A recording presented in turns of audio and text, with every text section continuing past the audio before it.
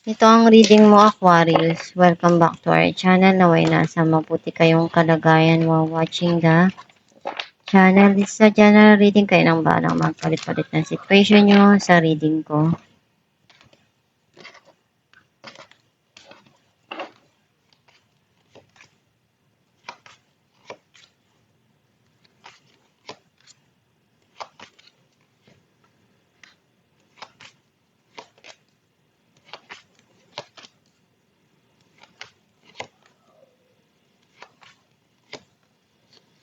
At the bottom of the deck, Six of Wands. I feel like ang nasisense ko na energy mo, nakita ko na andun yung gusto mong mag-success sa mga goal mo, sa mga pangarap mo. And alam mo kung ano yung tinatahak mo na landas, na magiging masaya ka. Alam mo kung ano yung passion mo na gusto mong bigyan ng panahon at oras. At alam mong magtatagumpay ka dun sa gagawin mo. Ang mensahe ng card mo, nakita ko na sobra kang nasasaktan ngayon. You feel in pain deep inside and iniiyak mo to. Andun yung kalungkutan sa iyong puso. Kailangan mo balansehin yung mga dumarating sa buhay mo para hindi ka ma-exhausted. Some of you, may darating na blessing na pinaghirapan mo. And some of you, nakita ko na you're trying to do something here na gusto mong gawin, na mabigyan ka pa ng another chance or gawin mo yung makakaya mo para maibigay dun sa sitwasyon.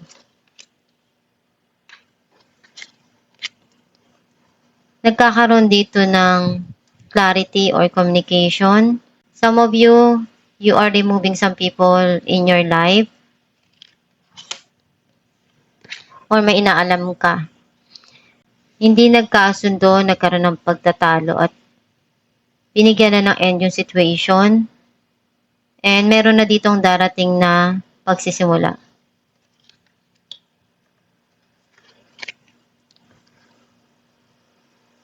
May mga kailangan kang desisyon na gawin at harapin.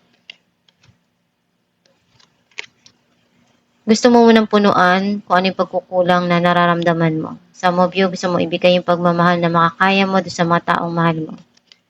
Or may darating na dito na bagong romance or relationship. May darating dito na gustong-gusto mo at matagal mo na itong hiniling.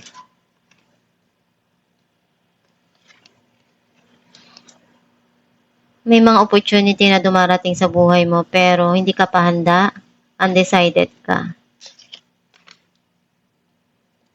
Clarify natin ang Three of Swords,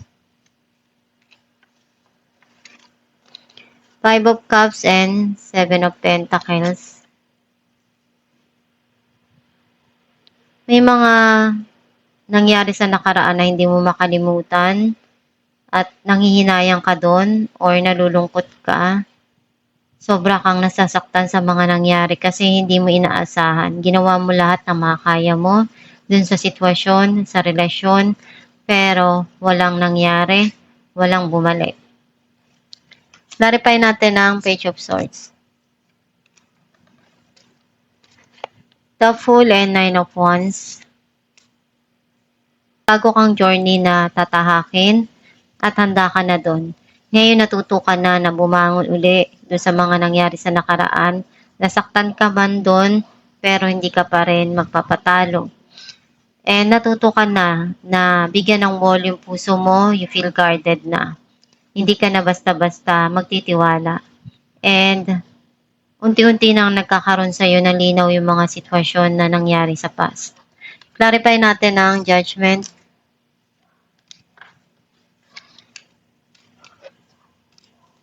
the Emperor, and the Star. You still keep on hoping do sa mga pangarap mo na ma-achieve mo yon, na maabot mo. And alam mo kung ano yung tamang path para sa'yo. Kailangan mo lang pag-isipan yung mga desisyon na gagawin mo bago ka mag-umpisa or ibigay kung ano yung desisyon mo dun sa sitwasyon. Clarify natin na ang Nine of Cups.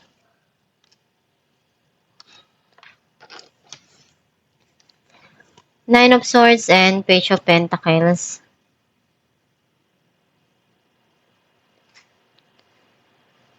Kapag mag-isa ka, nalulungkot ka, dun mo nilalabas yung sama ng loob mo. And may mga plano kang gustong gawin dito na simulan pero hindi mo alam kung paano. And ibibigay sa'yo kung ano yung gusto mo na matagal mo nang hiniling. Darating yan sa'yo.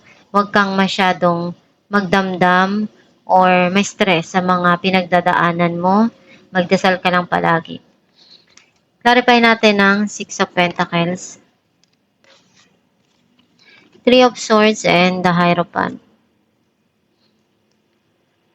Someone is begging. Itong tao na to, sobra siyang nasaktan. Andun pa rin yung kanyang kalungkutan na nararamdaman. Isa lang ang kanyang tanging gusto na maibigay, kundi yung kanyang pagmamahal. Some of you, nakita ko na kung ano yung magpapasaya sa'yo, gagawin mo pa rin yung makakaya mo na maibigay at mapunuan yun. Kasi dun ka masaya eh. Kaya kahit anong mangyari, gagawin mo pa rin yung gusto mo. Hindi ka basta-basta susuko. Clarify natin ang the Tower. Seven of Swords and Knight of Pentacles. Kaya nagkaroon ng pagtatalo. Merong pagsisinungaling or cheating doon. Some of you, someone is running away doon sa situation. Ngayon, mas gusto mo nang bigyan ng attention at panahon yung trabaho mo, yung financial mo na mapalago mo. Clarify natin ang Ace of Cups, the Chariot, and Three of Swords. Marami kang natutunan doon sa mga nangyari sa nakaraan. And sobra ka mang nasaktan doon. Pero alam mo na ngayon kung paano mo gagawin at pupunuan yung mga pagkukulang na nararamdaman mo ngayon. Clarify natin ang Seven of Cups,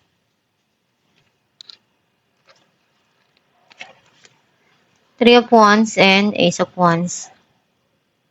May mga plano ka ditong gawin na desisyon or may hinihintay ka or may gusto kang puntahan. Some of you, pwedeng may travel or pwedeng nasa malayo yung isang taong mahal mo.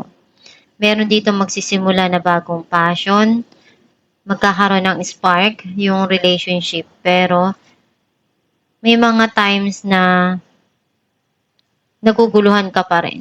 Hindi ka pa rin handa na harapin kung ano yung dumarating sa buhay mo. Alamin natin kung ano mensahe ng iyong gabay.